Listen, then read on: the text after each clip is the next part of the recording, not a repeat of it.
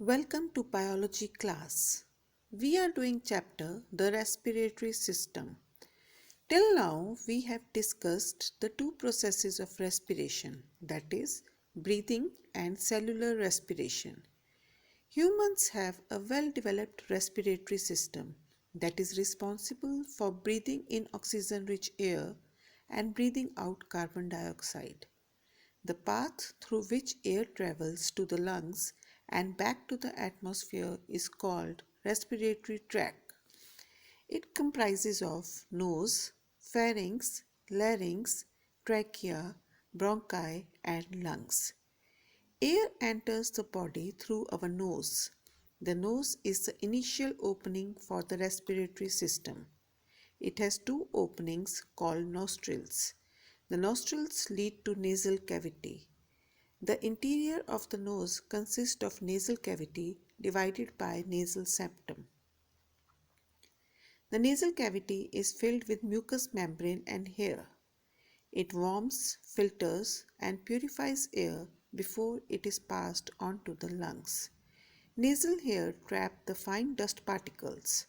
Dust particles and germs stick to the mucus and are prevented from entering the lungs. Do you know, children, that the air you breathe in is usually cooler than your body temperature? It is warmed up by the blood vessel present in the nasal cavity. From the nose, the inhaled air enters the pharynx. Pharynx is a funnel-shaped structure that is just behind the nose and the mouth. We have already learned in chapter Digestive System that pharynx is a common passage for the air and food pipe. Air that is inhaled enters the pharynx and larynx through a flap-like structure called epiglottis.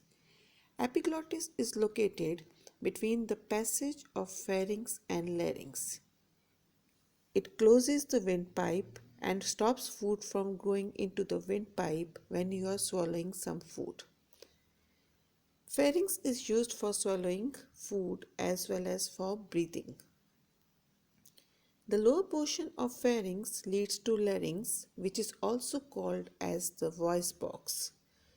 Larynx is an organ that connects the pharynx to the trachea in the neck. It helps in breathing and talking and in swallowing food.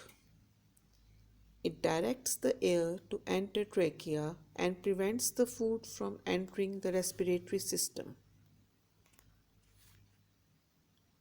At the top of the respiratory system, the nostrils bring air into the nose, where it's filtered, warmed, and moistened. Tiny hairs called cilia protect the nasal passageways and other parts of the respiratory tract and filter out dust and other particles that enter the nose through the breathed air. Air can also be breathed in through the mouth. The two airways of the nose and mouth meet up at the pharynx, which is located at the back of the throat. The pharynx carries both food and air and is used for digestion and respiration. One path is for food. This is called the esophagus, which leads on to the stomach. The other side is for air. It's called the trachea. A small flap of tissue, called the epiglottis, covers the air-only passage when we swallow. This stops food and liquid from going into the lungs.